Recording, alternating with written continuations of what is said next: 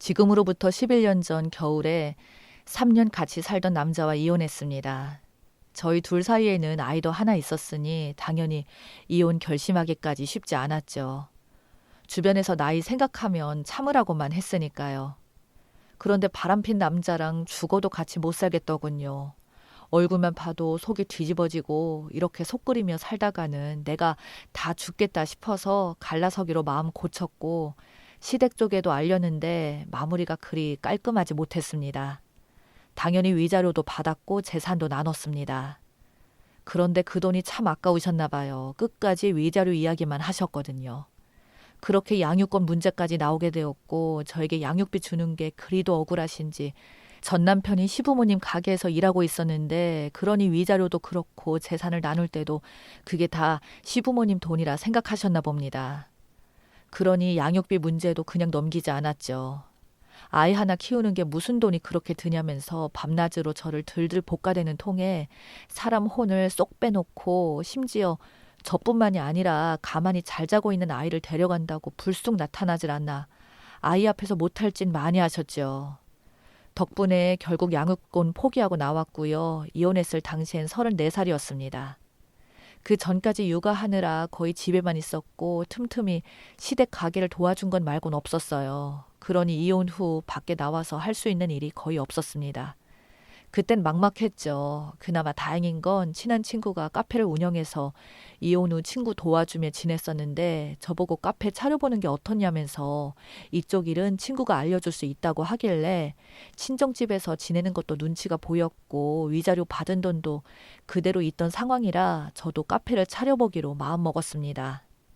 근데 제가 가진 돈으로 카페를 차리기에는 손바닥만한 가게, 그것도 구석진 곳 아니고서는 사실상 불가능해 보였고 그런 곳을 차려봐야 망할 것 같아서 그때부터 지방을 다니며 카페를 할 만한 곳을 찾기 시작했습니다. 이곳 저곳 살펴보다가 직장인들이 많이 모이는 장소를 찾았는데 건물도 허름하고 오래돼 보이긴 했어요. 혹시나 해서 부동산에 들어가 알바했고 카페 이야기를 하자 딱 좋은 곳이 있다며 어디 국밥집 앞으로 데려가는 겁니다. 근데 규모가 상당히 컸거든요. 이렇게 넓은 가게는 필요 없을 것 같았는데 알고 보니 그 국밥집 옆에 조그맣게 빈 가게가 있었고 그곳 주인이 국밥집 사장님이라면서 예전에 거기가 분식집 하던 곳이었는데 장사가 잘 안 되고 접고 나갔다가 비어있게 된 지 한참이라고 하시길래 카페 하는 친구랑 같이 와서 보기로 했고요. 그렇게 그곳에서 터를 잡고 카페를 시작했어요. 그런데 장사가 안 돼도 너무 안 되는 겁니다. 그건 옆에 있는 국밥집도 마찬가지였어요. 이쪽 건물로는 아무도 오지 않더군요. 그렇게 몇 달을 마음고생하며 지내다가 국밥집 사장님도 도저히 안 되겠다고 생각했는지 가게 리모델링을 했고 그러다 보니 손님은 더더욱 없었죠. 리모델링 공사하는 사람들만 왔다 갔다 하고 말았으니까요. 그러던 어느 날 옆집 공사하는 아저씨 한 분이 저희 카페로 오시더니 냉수 한 잔 얻어 먹을 수 없겠냐고 하셔서 날도 후덥지근하길래 얼음 잔뜩 넣어서 물 한 컵을 드렸거든요. 근데 그 다음 날부터 거기 일하는 분들이 돌아가면서 저희 카페에서 물 좀 달라고 하시는 겁니다. 당연히 공짜로 달라고 했죠. 카페 근처에 아무도 없는 것보단 그래도 사람들이 와서 뭘 맛있는 거 먹는 것처럼 보이는 게 카페에 도움이 될 것 같다 생각이 들어서 얼음을 달라는 대로 다 드렸습니다. 나중에 국밥집 사장님이 와서 그 모습을 보시고는 저보고 정말 고맙다고 어쩜 마음 씀씀이가 요즘 사람답지 않게 따뜻하냐고 하시더니 다음날 가게로 생수 몇 박스를 보내주는 겁니다. 그리고 그날 오후에 어떤 아저씨가 오더니 얼음 배달 왔다고 어디다 두면 되냐고 하길래 알고 보니 국밥집 사장님이 보내셨던 거였어요.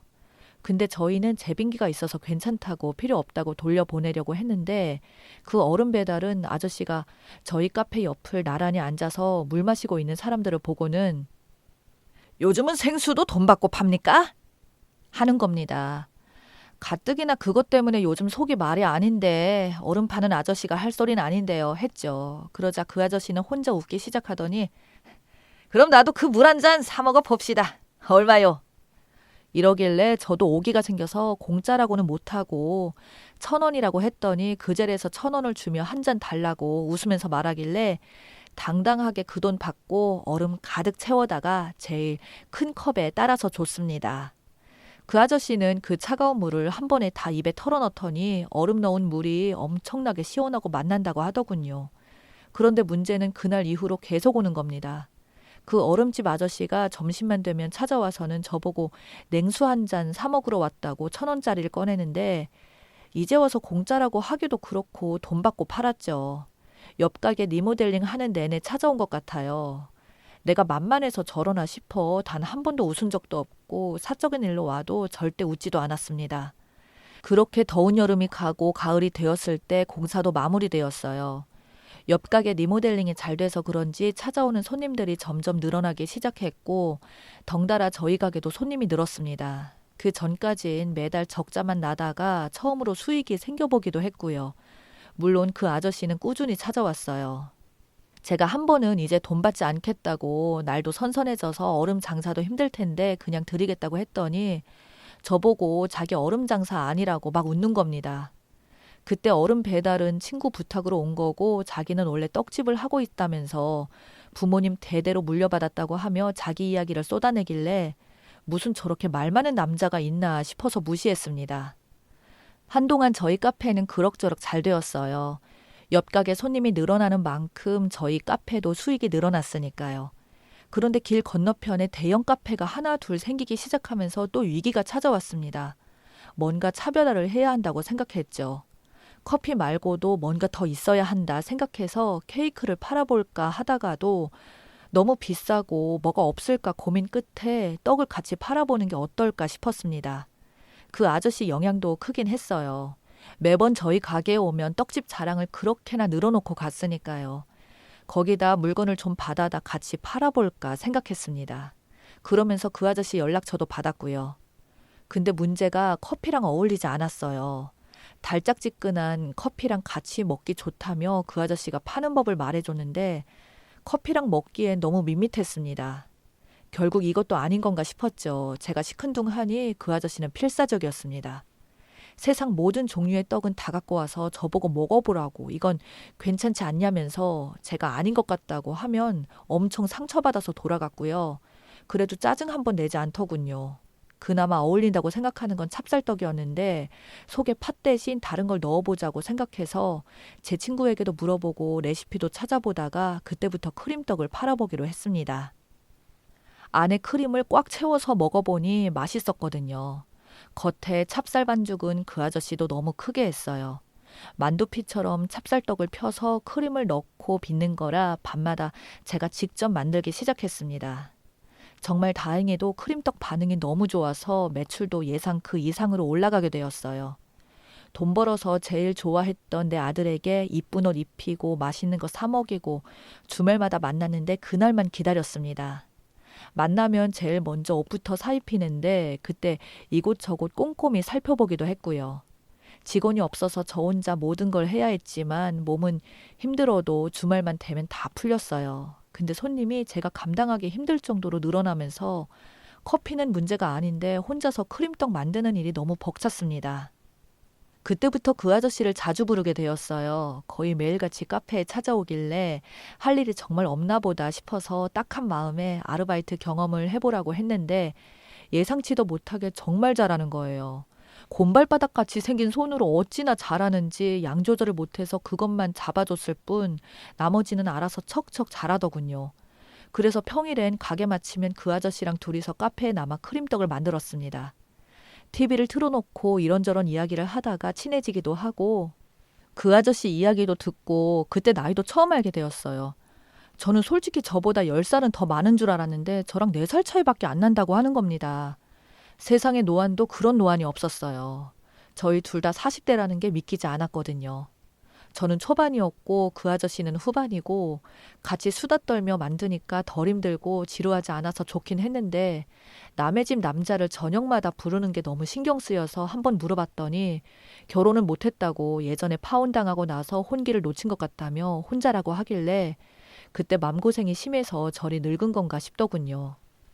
매일 붙어있진 않았어요. 그 아저씨 일이 바쁘면 안 오기도 했고 못 오게 되면 자기가 집에서 만들어다가 저에게 가져다 주기도 했으니까요.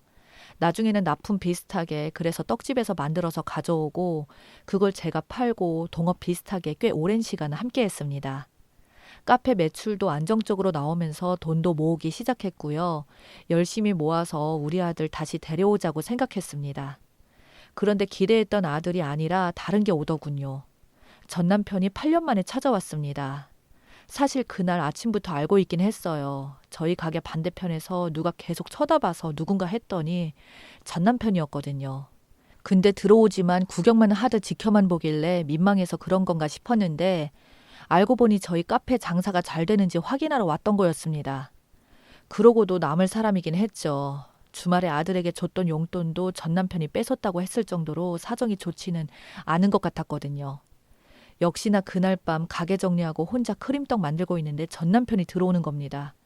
자연스럽게 제 맞은편에 앉더니 그동안 잘 지냈냐고. 자기가 반성도 많이 하고 너무 그리웠었다, 혼자서 외로웠었다 하는데 찾아온 용건이나 말하고 나가라고 잘랐어요. 근데 계속 제 앞에서 실실 웃으면서 저보고 외롭지 않냐고 역겹게 그러는데 잊고 지냈던 예전 기억도 다시 살아나고 나가라고 소리쳐도 능글능글 제 근처를 맴돌고 그래서 화장실 간다고 일어나 그 아저씨에게 전화를 걸었어요. 빨리 가게로 와달라고 하고 다른 말 없이 그냥 끊어버렸습니다. 그리고는 5분도 지나지 않아서 가게 밖에서 자동차 소리가 들리더니 카페 문이 부서질 듯 문을 열어젖히면서 뛰어들어오는 겁니다. 그 아저씨였어요. 저는 보자마자 전 남편에게 그랬죠. 외롭긴 누가 외롭냐고, 전혀 생각 없다고. 나도 매일 밤 만나는 남자가 있다고 했습니다. 그 소리에 전 남편은 엄청 놀란 표정이었어요. 근데 그 아저씨가 더 놀란 것 같았네요. 근데 전 남편은 그 아저씨를 뚫어지게 보더니 저보고 바다까지 갔냐며 저딴 늘다리를 만나냐고 저에게 막 소리를 지르는데 저보고 가볍다, 싸 보인다, 돈 때문에 그러냐. 정말 입에 담기도 힘든 치욕스러운 말을 뱉는데 생전 처음 들어보는 소리에 저는 넋이 빠져 있는데 그때 그 아저씨가 냅다 달려오더니 전 남편 입을 손으로 틀어막는 겁니다. 터진 주둥이라고 어디서 그런 험한 말을 하냐면서 멱살도 아니고 전 남편 입을 막는 모습이 참 순박해 보이긴 했습니다. 물론 그 뒤에 멱살을 잡긴 했어요. 그 아저씨가 전 남편을 번쩍 들어올렸거든요. 힘 좋은 건 예전에 얼음포대 들고 올 때부터 알아보긴 했는데 머리가 천장에 닿을 정도로 순식간에 들어올리는데 전 남편은 공중에서 아둥바둥거리고 있고 경찰에 신고한다면서 소리 지르더군요. 저는 전 남편에게 마음대로 하라고 벌금이든 합의금이든 내가 다 낼 테니까 아주 반죽을 해버리라고 소리를 질렀습니다. 그 아저씨는 정말 반죽을 할 기세로 남편 팔을 붙잡고 흔들었고요. 그렇게 10분 이상 실랑이를 벌이다 전 남편이 자기 발로 가게를 나갔고 얼마나 용을 썼는지 제대로 걷지도 못하고 덜덜 떨면서 가게 문도 간신히 열고 나가는데 제가 다시는 찾아오지 말라고 소리쳤습니다. 그리고 그 아저씨는 저랑 남아서 다음날 팔아야 할 크림떡을 만들고 갔고요. 힘을 별로 안 썼는지 잘 빚더라고요. 저보고 누구냐, 무슨 일이냐 묻지 않길래 저도 할 말만 하고 그날은 그렇게 지나갔습니다. 그 이후로 전 남편을 얼씬도 하지 않았고요. 근처에 나타나면 가만 안 두려고 했는데 저번 일 때문에 그런지 못 오는 것 같습니다. 차라리 이번에 한번 제대로 털고 나니 마음이 한결 후련해지더라고요. 얼마 전 전 남편 엄마가 연락이 오더니 저보고 양육비를 다시 정해야 하지 않냐며 돈을 그렇게나 많이 번다고 하는데 양육비 다시 정하자고 하길래 그러자고 했어요. 양육비 말고 양육권 말이죠. 그래서 저희 아들 데려오려고 준비 중입니다. 예정보다 많이 당겨지긴 했지만 저희 아들도 엄마랑 지내겠다고 하고 경제 사정도 이제는 제가 더 안정적이니 법원에서 재조정 받으려고 준비 중이에요. 그 아저씨하고는 예전에 똑같이 지냅니다. 제 친구는 자주 만나보라고 하는데 사실 그런 마음도 없잖아 있었거든요. 그런데 전 남편 얼굴 보니까 결혼 뒤에 일들이 진절머리가 나서 그냥 이렇게 지내려고 합니다. 아주 나중에 제 아들도 성인이 되고 그때도 이런 사이가 유지된다면 그땐 또 달라질 수도 있겠죠. 그런데 재혼은 아마 힘들 것 같습니다. 그동안 아들과 못 보낸 시간도 보내고 당분간은 그렇게 지내려고요. 이혼하고 혼자 지내도 외롭지 않습니다. 그 말이 이렇게나 길어졌네요. 들어주셔서 감사합니다.